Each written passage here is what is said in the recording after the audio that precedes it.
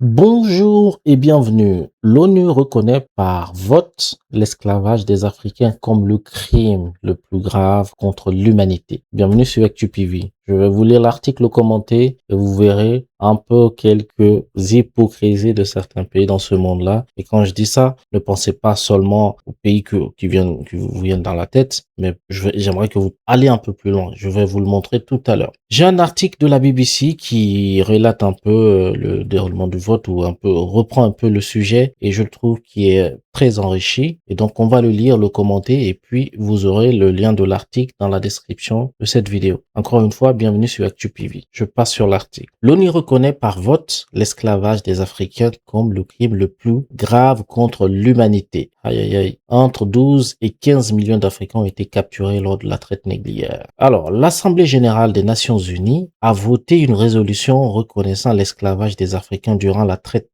transatlantique comme le crime le plus grave contre l'humanité. Une décision qui, espère les défenseurs des droits humains, ouvrira la voie à la guérison et à la justice. Vous espérez quelque chose? Bon, la résolution proposée par le Ghana appelle à cette reconnaissance et exhorte les États membres de l'ONU à envisager de présenter des excuses pour la traite négrière et de contribuer à un fonds de réparation. Elle ne précise pas le montant des réparations. C'est compliqué de préciser ça. C'est très compliqué. 15 millions. La résolution a été adoptée par 123 voix pour et 3 contre, celle des États-Unis, d'Israël et de l'Argentine. Waouh! Waouh! Les plus grosses démocraties. Waouh! Et puis 52 pays se sont abstenus, dont le Royaume-Uni et les États membres de l'Union européenne. Waouh! Waouh! Toujours les plus grandes démocraties. Des pays comme le Royaume-Uni ont longtemps rejeté les appels à verser des réparations, arguant que les institutions actuelles ne peuvent être tenues responsables des injustices passées.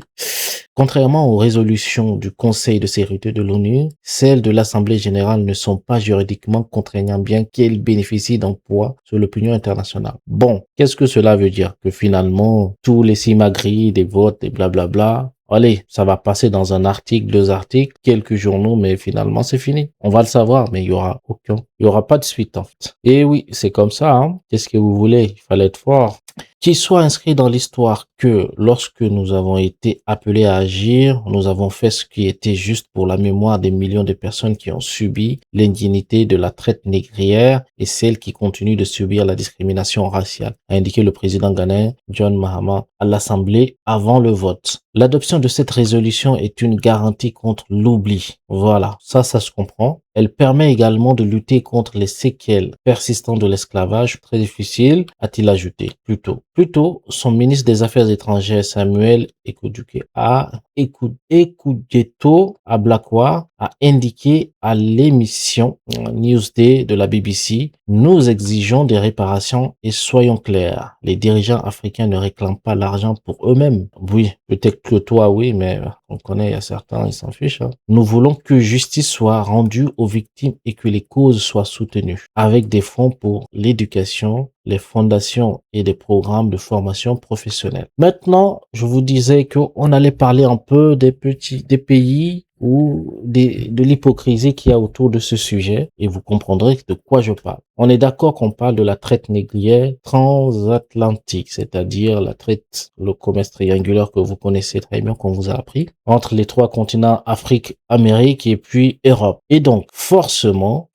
les pays qui ont commis ça vont refuser d'accepter ou vont s'abstenir, mais abstenir ici, on sait très bien que ça veut dire refuser. Et donc, c'est pourquoi il y a une part d'hypocrisie d'une part. C'est-à-dire tous les pays qui sont là, qui sont en orange, se sont abstenus, abstention. Et quand vous voyez, c'est les pays d'Europe, plus le Canada et l'Australie. Et on va voir qu'il y a Oman, c'est bizarre, mais il y a le Japon, il y a le Cambodge, et puis là, la Géorgie. Donc, ces pays-là ont refusé, donc les États-Unis, l'Argentine, et puis Israël, qui est tout un petit là, il est là, ont refusé donc je vais agrandir, c'est mieux.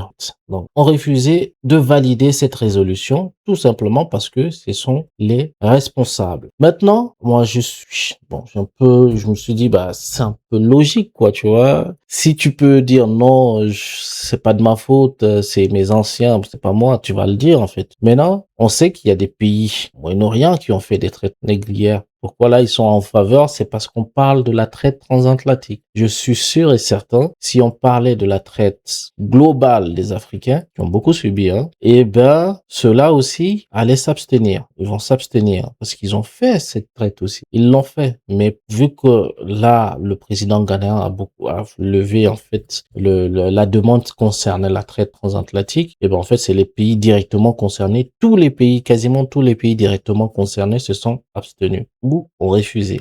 C'est ça une hypocrisie globale, hein. Mais ça va continuer. Ça va continuer, les amis. Ce n'est que une façon de confirmer encore une fois que ça ne sert pas à grand chose de parler si t'as pas trop de force aussi. Voilà, voilà, voilà. Et donc, maintenant, je vais revenir sur un truc qui me un autre constat, si vous regardez très bien, quand on vous dit, quand on veut comparer la démocratie à la justice, à l'égalité, ce que je vous dis, c'est pas vrai. La démocratie, si vous la définissez, c'est le pouvoir du peuple pour le peuple par le peuple. Et donc, c'est un process, comment dire, un système de pouvoir organisé autour du peuple, même si ça change en fonction de différents pays. Mais maintenant, dans les plateaux de télé, dans plein de trucs, on nous dit, ah, c'est un pays démocratique. Donc, il y a la justice, il y a la paix, c'est juste, il y a l'égalité et tout. Mais finalement, si vous voyez tous ces pays qui se sont abstenus ou qui ont refusé, c'est les pays, c'est les démocraties. C'est ceux-là qui sont, quand on vous dit, si on changeait ça et on changeait la légende, on allait mettre en vert peut-être dictature ou pas de démocratie, en rouge vraie démocratie, en orange démocratie, vieille démocratie on va dire. Et ça allait correspondre au même pays. Voilà. Donc, comprenez encore une fois quand les gens viennent dans un plateau ou commentaire pour vous dire, non, la démocratie, ils se battent pour la liberté, pour l'égalité et tout. C'est pas vrai. C'est pas la démocratie qui se bat pour la légalité et pour la liberté. C'est un système politique, la démocratie. Il faut pas l'attribuer à ces valeurs-là. C'est ce que je veux faire savoir. J'ai pas besoin de lire tout ça parce qu'il y a plein de trucs qui reviennent.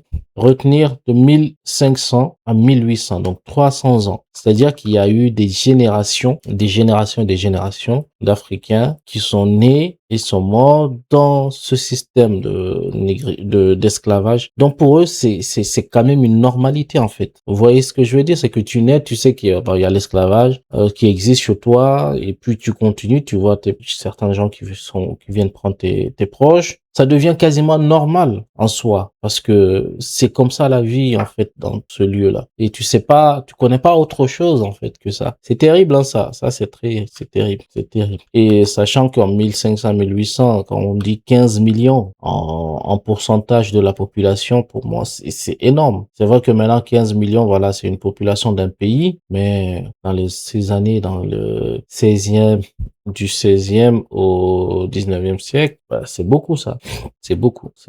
Voilà les amis, c'était un sujet un peu rapide que je voulais vous présenter et je pense que je vais pas aller trop loin. C'était surtout par rapport à la carte là et puis la petite hypocrisie derrière. Le sujet il est complet, comme je vous le dis. Vous aurez le lien, le lien de la vidéo, enfin le lien de l'article dans la description de la vidéo. Et donc prenez le temps de lire et de comprendre un peu et puis aussi faire quelques petites recherches à côté. Faut pas prendre tout ça à 100%. Jamais à 100%. C'est une information qu'on vous donne. L'information en soi, c'est le fait que l'ONU a condamné, reconnaît par vote que l'esclavage des Africains, c'est un crime grave contre l'humanité. Ça, c'est un. Et puis, la deuxième information qu'il faut prendre dans ce truc, c'est les pays qui ont voté en faveur, qui ont voté contre et en abstention. Et puis, essayer justement d'analyser maintenant, dire pourquoi ceux-là, ils ont dit non, pourquoi d'autres ont dit oui, sachant qu'ils ont pratiqué aussi l'esclavage, tu vois, tout ça, prendre en compte pour que tu te fasses ta propre idée de cette information. Maintenant, derrière tous les petits détails,